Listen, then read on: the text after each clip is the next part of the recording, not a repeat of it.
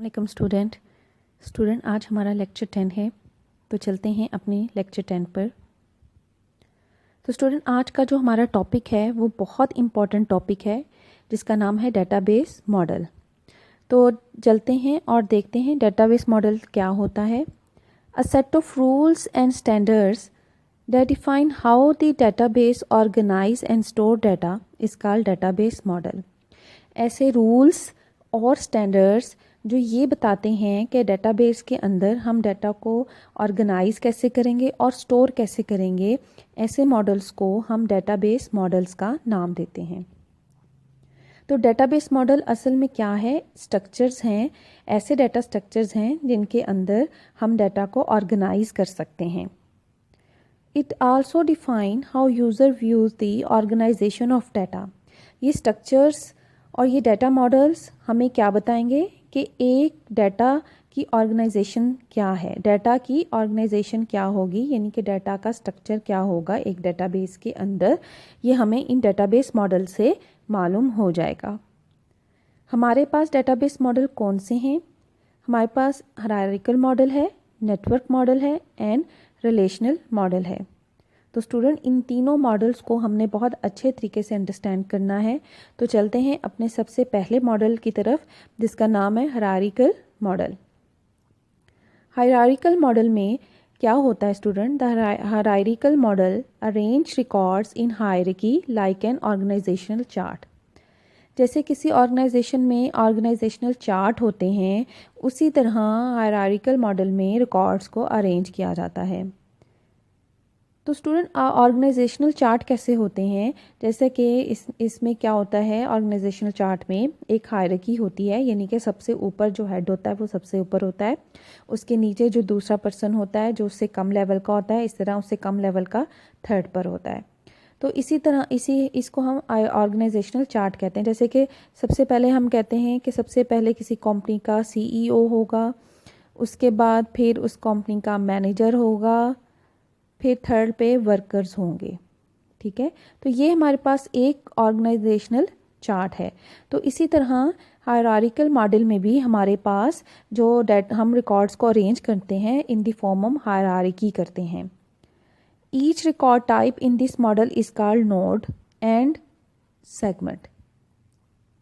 जो भी रिकॉर्ड हम हायरार्किकल मॉडल में स्टोर करवाएंगे उनको हम नोड कहते हैं या हम उनको सेगमेंट कहते हैं। जैसे यहाँ पे 15 एक नोड है, 10 एक नोड है, 20 एक नोड है, 8 एक नोड है। ये तमाम एक अलग अलग सेगमेंट्स हैं, तमाम एक अलग अलग रिकॉर्ड हैं। A node represent a particular entity. एक जो नोड है, ये जो नोड है ये ख़ास इंटिटी को रिप्रेजेंट कर रहा है। इंटिटी क्या होती है? रियल लाइफ में जो भी ऑब्जेक्ट्स होंगे उनको हम इंटिटी कहते हैं। तो 15 एक अलग इंटिटी है, 10 एक अलग इंटिटी है, 20 एक अलग इंटिटी है। तो ये तमाम जो नोड्स होते हैं वो एक अलग इंटिटी को शो करते हैं। तो स्टूडेंट और इन इंटिटी के दरमियान हमारे पास रिलेशनशिप कैसे आता है? जैसे कि 15 एक इंटिटी है तो उसका रिलेशनशिप बन रहा है 10 और 20 के साथ, 10 एक इंटिटी है तो उसका रिलेशनशिप बन रहा है 8 और 12 के साथ। The top most node is called root. ये बहुत इंपॉर्टेंट पॉइंट है हायरार्किकल मॉडल में। जो टॉप मोस्ट नोड होती है, जो सबसे पहली नोड है, उसको हम रूट कहते हैं, जो कि यहाँ पे 15 है। Each node is subordinate of the node that is at the higher next higher level. अब इस नोड से नीचे जो नोड है वो हमारे पास 10 और 20 हैं, और 10 और 20 से नीचे हमारे पास कौन सी नोड है? वो है 8, 12, 16। स्टूडेंट अब हम इसका लेवल डिफाइन कर लेते हैं। जैसे हम कहते हैं जी हमारा जो ये रूट वाला लेवल है ये 0 है, इसको हम 0 देते हैं नाम, और इसको हम 1 दे कहते हैं, और इस लेवल को हम 2 कहते हैं। अब आप अगर देखें तो 0 सबसे हाई लेवल है और उसके नीचे जो लेवल है 1, तो 1 क्या है? सब ऑर्डिनेट है अपने हाई लेवल का, किसका? 0 का। इसी तरह जो 2 है वो सब ऑर्डिनेट है अब किस लेवल का? 1 का। तो सब ऑर्डिनेट का मतलब होता है मातहत, और मातहत आपको पता है कि जो सबसे बड़ा पर्सन होता है उससे नीचे जो पर्सन है वो मातहत होता है अपने बड़े पर्सन का। ठीक है, जैसे कि जो बच्चे हैं वो अपने पेरेंट के सब ऑर्डिनेट होते हैं। इसी तरह यहाँ पे जो सबसे हायर नोड है वो 0 है, उसके सब ऑर्डिनेट नोड्स कौन सी हैं, 1, और 1 जो है वो उसके जो 2 है वो सब ऑर्डिनेट नोड है 10 की। तो इस तरह हम लोग ये लेवल्स डिफाइन करते हैं हायरार्किकल मॉडल में। स्टूडेंट नेक्स्ट देखें, नेक्स्ट हमारे पास जो इसमें मेन इंपॉर्टेंट पॉइंट है वो ये है कि higher level node is called parent. जो सबसे हायर लेवल नोड होती है जिसको हमने रूट का नाम दिया, रूट सबसे पहली नोड है इसलिए हम उसे रूट नोड कहते हैं। तो उसके बाद अगर आप देखें हमारे पास लेवल 1 है, लेवल 2 है। तो लेवल 2 का पेरेंट कौन है, लेवल 1, और लेवल 1 का पेरेंट कौन है, ये रूट। तो जो हायर लेवल नोड होती है उसको हम पेरेंट नोड कहते हैं, और जो लोअर लेवल नोड होती है उसको हम चाइल्ड नोड कहते हैं। तो जो मेन पॉइंट है यहाँ पे एक चीज़ और जो आपने याद रखनी है वो ये है कि a child node can have only one parent node. एक चाइल्ड नोड का सिर्फ एक ही पेरेंट हो सकता है। एक पेरेंट के, a parent node can have one and multiple child. एक पेरेंट के कई चाइल्ड हो सकते हैं, लेकिन जो एक चाइल्ड है उसका एक ही पेरेंट होगा। ये हायरार्किकल मॉडल की रिस्ट्रिक्शन है कि उसके अंदर एक चाइल्ड का सिर्फ एक पेरेंट के कई चाइल्ड हो सकते हैं, लेकिन जो चाइल्ड है उसका एक ही पेरेंट होगा। This kind of structure is often called inverted tree. हम इस स्ट्रक्चर को इन्वर्टेड ट्री का नाम देते हैं। तो ये बहुत टाइम जो है वो ऑब्जेक्टिव में आ जाता है कि जो हायरार्किकल मॉडल है इसके स्ट्रक्चर को हम क्या कहते हैं, इन्वर्टेड ट्री कहते हैं। तो इन्वर्टेड ट्री हम क्यों कहते हैं, आपने ट्री देखा होगा और जिसके क्या होता है कि रूट्स जो होती हैं वो नीचे रूट्स होती हैं, ऊपर ब्रांचेस होती हैं। लेकिन अगर आप इस मॉडल की तरफ जाएँ तो इसकी ऊपर रूट हैं और नीचे ब्रांचेस हैं, इसलिए हम इसको कहते हैं इन्वर्टेड ट्री। ठीक है, इन्वर्टेड का मतलब एक तरह से उल्टा होता है, तो क्योंकि ये एक उल्टा ट्री बनता है इसलिए हम इसको इन्वर्टेड कहते हैं। एक तो स्टूडेंट आपने ये पॉइंट हमेशा याद रखना है कि this structure is also called inverted tree. और सेकंड इसमें आपने ये ज़रूर याद रखना है, high level node is called parent and lower level node is called child. Drawbacks क्या है इस मॉडल के, it is difficult to modify. इस मॉडल को मॉडिफाई करना, चेंज करना मुश्किल है क्योंकि डिफरेंट लेवल्स होते हैं, हर लेवल एक दूसरे से सेपरेट होते हैं। तो इसलिए हम लोगों को इसको मॉडिफाई करना जो है वो डिफ़िकल्ट होता है। It can not represent all relation between data. ये मॉडल तमाम रिलेशनशिप को शो नहीं करते। कैसे, वो इस तरह से देखें, अगर हम ये देखें जो हमारा लेवल 2 है वो उसका पेरेंट कौन है, लेवल 1, और लेवल 1 का पेरेंट कौन है, रूट। तो इसका मतलब जो लेवल 2 हैं वो ग्रैंड चिल्ड्रन हैं रूट 1 के। तो एक तरह से लेवल 2 का रिलेशनशिप भी रूट के साथ बन जाता है, लेकिन इस मॉडल के अंदर ये रिलेशनशिप नहीं बताया गया। तो इसलिए हम कहते हैं it can not represent all the relationship between data. ये एक डाटा के अंदर जो तमाम रिलेशनशिप होते हैं उनको डिफाइन नहीं करता हमारा hierarchical model. It is a restricted model. ये एक रिस्ट्रिक्टेड मॉडल है। स्टूडेंट, रिस्ट्रिक्टेड का मतलब है कि इस मॉडल में कुछ लिमिटेशन आ जाती हैं। वो क्या लिमिटेशन है, वो लिमिटेशन यही है कि child node can have only one parent only. एक चाइल्ड नोड का सिर्फ एक ही पेरेंट हो सकता है। तो ये रिस्ट्रिक्शन आ जाती हैं इस मॉडल के अंदर। तो स्टूडेंट ये तो था हमारा फर्स्ट मॉडल। अब हम सेकंड मॉडल की तरफ चलते हैं जो कि हमारा है network model. Network model is more flexible than the hierarchical model. ये हायरार्किकल मॉडल से ज़्यादा फ्लेक्सिबल है। It is similar to hierarchical model. ये सिमिलर है, लेकिन इसमें चेंज क्या है, इसमें फ़र्क क्या है, डिफरेंस क्या है, वो ये है कि child node can have more than one parent. एक नोड का एक से ज़्यादा पेरेंट भी हो सकता है। तो अगर आप अपने पिछले मॉडल की तरफ जाएं तो वहाँ पे हमने रिस्ट्रिक्शन लगाई थी कि एक चाइल्ड नोड का सिर्फ एक ही पेरेंट होगा, लेकिन यहाँ पे रिस्ट्रिक्शन ख़त्म हो जाती है, आपकी लिमिटेशन ख़त्म हो जाती हैं। नेटवर्क मॉडल में एक चाइल्ड के मल्टीपल पेरेंट्स भी हो सकते हैं।